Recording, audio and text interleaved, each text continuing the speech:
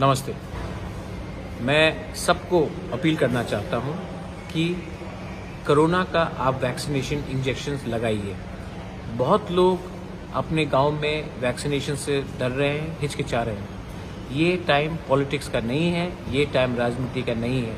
मैं सबको अपील करता हूं कि आप जल्द से जल्द अपने क्लोजेस्ट, सबसे नियरेस्ट हेल्थ केयर सेंटर हो, कम्युनिटी हेल्थ केयर सेंटर हो, हॉस्पिटल हो या डॉक्टर्स जो आते हैं आपको वैक्सीन लगाने के लिए, उनके पास आप लोग जाइए और अपना वैक्सीन लगाइए। मैंने भी दोनों इंजेक्शन लगाया है। अगर आप अपने आप को सुरक्षित नहीं करेंगे, अगर आप अपने आप को सेफ नहीं करेंगे तो आपका गांव सेफ नहीं रहेगा। अगर आपका गांव सेफ नहीं रहेगा तो आपका परिवार सेफ नहीं रहेगा।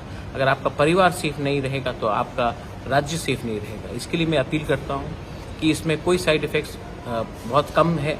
आप चिंता मत कीजिए, इसमें कुछ राजनीति नहीं होना चाहिए।